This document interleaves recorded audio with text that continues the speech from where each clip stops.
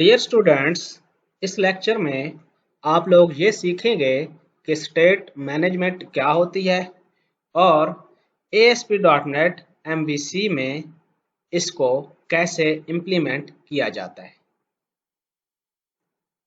As a web developer हम सब लोग ये जानते हैं कि HTTP एक स्टेटलेस प्रोटोकॉल है। इससे मुराद ये है कि किसी भी HTTP रिक्वेस्ट को प्रीवियस रिक्वेस्ट के मुतालिक कोई नॉलेज नहीं होता। It means HTTP requests independent messages की तरह होती हैं जो किसी भी यूज़र वैल्यू या ऐप स्टेट को रिटेन नहीं रखती। हमें मल्टीपल रिक्वेस्ट के दरमियान स्टेट को मैनेज रखने के लिए कुछ एडिशनल स्टेप्स की ज़रूरत होती है। अगर हम ये चाहें कि एक पेज से दूसरे पेज की तरफ डेटा को ट्रांसफ़र कर सकें या with in same page multiple request के दरमियान डेटा और स्टेट को मैनेज रख सकें, तो हमें स्टेट मैनेजमेंट की ज़रूरत होती है। इससे मुराद ये हुई कि स्टेट मैनेजमेंट एक ऐसा मैकेनिज़्म है जिसको यूज़ करते हुए सॉफ्टवेयर डेवलपर्स वेब एप्लीकेशन में विद इन सेम पेज या डिफरेंट पेजेस में मल्टीपल रिक्वेस्ट्स के दौरान स्टेट और पेज की इंफॉर्मेशन को मेंटेन रख सकते हैं। स्टेट मैनेजमेंट की दो टेक्निक्स हैं, client side state management and server side state management. Client side state management में इंफॉर्मेशन क्लाइंट के सिस्टम पर स्टोर होती है और ये इंफॉर्मेशन हर रिक्वेस्ट और रिस्पांस के दौरान सर्वर की तरफ जा रही होती है और सर्वर से वापस आ रही होती है। इसका सबसे बड़ा एडवांटेज ये है कि सर्वर साइड पर मेमोरी कंज्यूम नहीं होती, लेकिन इसका एक डिसएडवांटेज ये है कि बैंडविड्थ बहुत ज़्यादा यूज़ होती है क्योंकि बहुत सारा डेटा सर्वर की तरफ जा रहा होता है और सर्वर से रिस्पांस में वापस आ रहा होता है, जिसकी वजह से पेज लोडिंग स्लो हो जाती है। और सबसे बड़ा ड्रॉबैक ये है कि क्लाइंट साइड स्टेट मैनेजमेंट के दौरान सिक्योरिटी इश्यूज का सामना भी करना पड़ सकता है जब हम सेंसिटिव इंफॉर्मेशन जैसा कि पासवर्ड और क्रेडिट कार्ड नंबर को क्लाइंट साइड पे स्टोर करते हैं।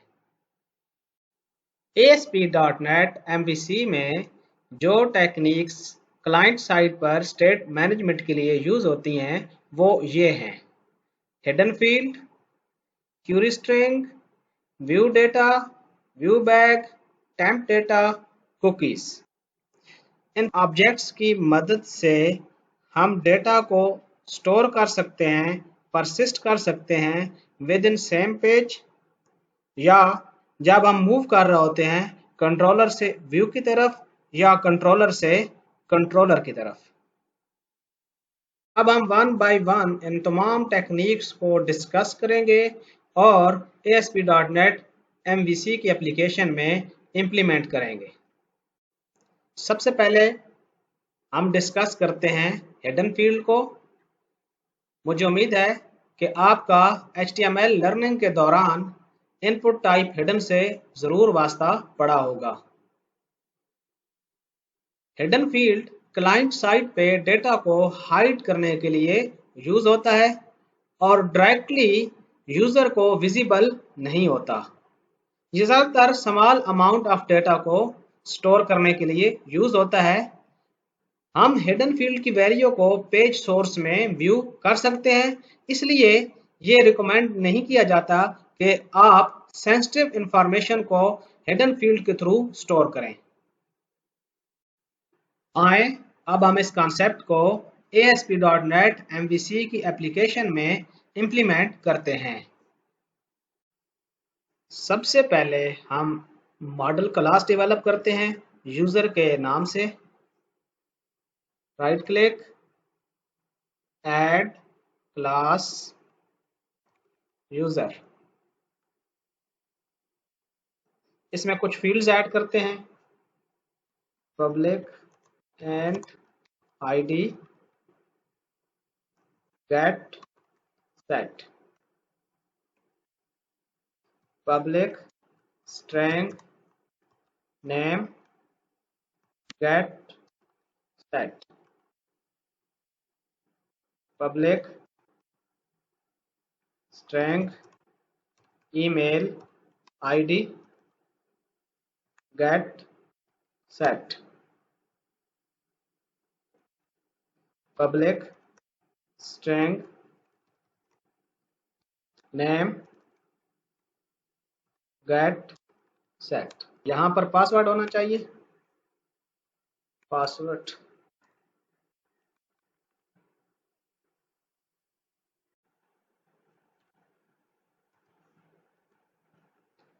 अब हम कंट्रोलर डेवलप करेंगे। Add controller, empty controller, add user controller.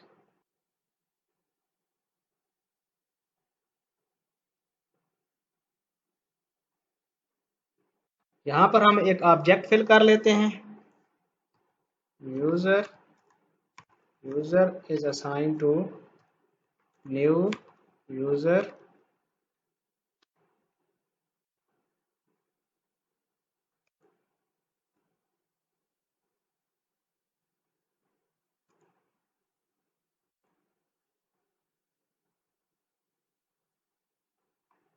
id is assigned to, let's say, 101। अब हम इसके लिए एक पोस्ट मेथड भी डेवलप कर लेते हैं। Public action result index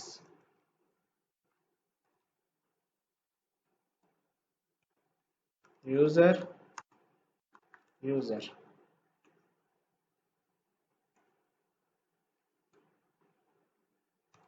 return view.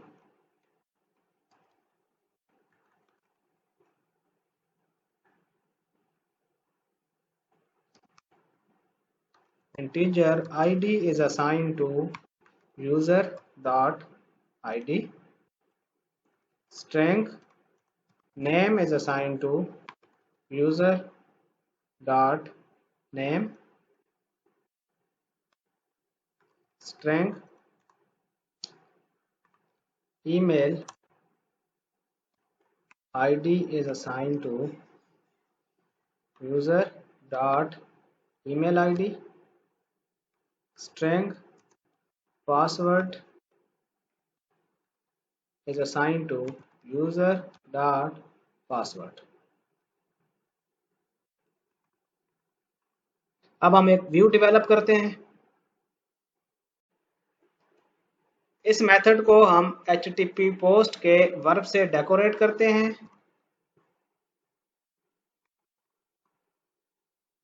By default अगर हम कोई भी वर्ब ना यूज करें तो HTTP गेट होता है। अब हम व्यू क्रिएट करते हैं। राइट क्लिक किया, ऐड व्यू,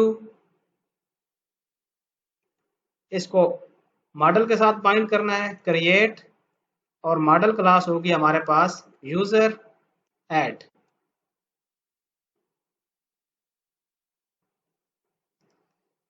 इसकी हमें जरूरत नहीं है।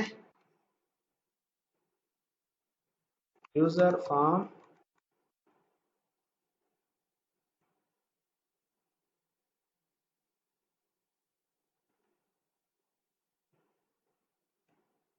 बूटस्ट्रैप की फाइल को ड्रैग एंड ड्रॉप किया। यहाँ पर हम कुछ भी पैरामीटर स्पेसिफाई नहीं कर रहे। बाय डिफॉल्ट मेथड पोस्ट होगा फॉर्म का, और इसी कंट्रोलर का इंडेक्स मेथड कॉल होगा।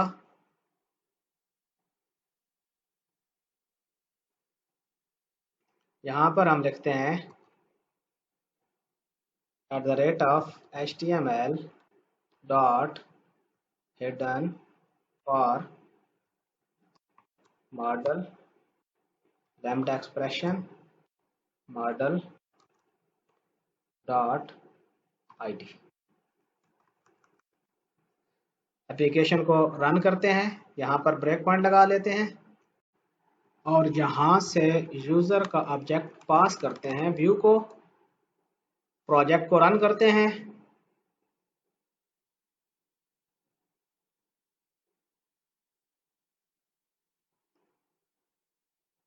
यहाँ पर लिखते हैं यूजर इंडेक्स। ये हमारे पास यूजर का ऑब्जेक्ट फिल हो गया और आईडी 101 है, बाकी सारे फील्ड्स नल हैं। रन कर दिया प्रोजेक्ट को। अब हम इस पेज के सोर्स को व्यू करते हैं तो हमारे पास हिडन फील्ड में आईडी की वैल्यू मौजूद होगी। व्यू पेज सोर्स और ये देखें ID name ID type hidden और वैल्यू 101। अब अगर हम इस डेटा को फिल करके पोस्ट करते हैं तो हमारी आईडी भी इस रिक्वेस्ट में साथ ही पोस्ट हो जाएगी और सर्वर की साइड पे सेंड हो जाएगी। ऐसे ali@gmail.com 1 2 3 4 5 6। यहाँ पर इनपुट टाइप पासवर्ड होनी चाहिए थी।